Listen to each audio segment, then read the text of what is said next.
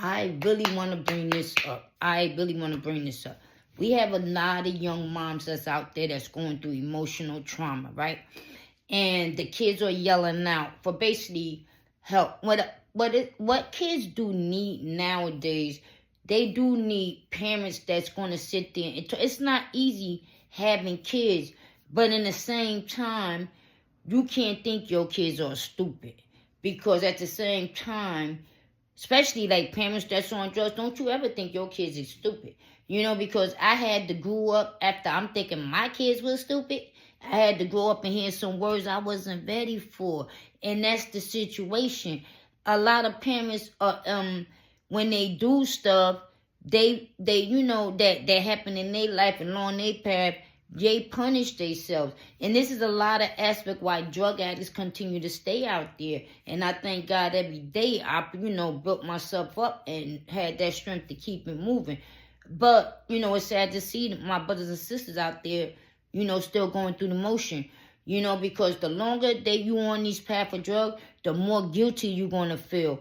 And from my experience, all ahead, make us off behind. You don't want to have to go through losing your kids just because you can't put that down. I had to actually look at this shit and say, is that shit really worth me losing my kids? The chances of it. And I love my kids, so I wasn't even going to let that happen. That thought, it was like a struggle to stay in, to try to maintain an addiction, to maintain a home. Meaning not just, I maintained my home. It's the fact to maintain the relationship, my connection I truly wanted with my kids.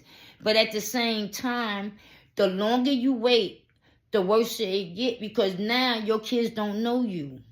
They don't know who they needed to know. They just know what they see, what parents have treated them.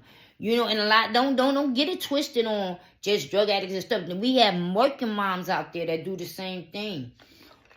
We know you are struggling. I was eating food. We know we are struggling and stuff like that. Emotionally struggling. Because it's hard being a single mom. And then it's saying that just because it's hard being a single mom, that means you have to set boundaries with these kids, because these kids are out of order and they not really that bad. You just got to be a little bit more harder on them. From my experience and seeing it within my own family, which you cannot spoil a child and think that a child is going to figure it out later. Because a child can't figure out what he was never taught, what she was never taught. And that's just the blunt honesty of it all, And it's sad to see, because then, single mom dads step up. Because single moms have this pressure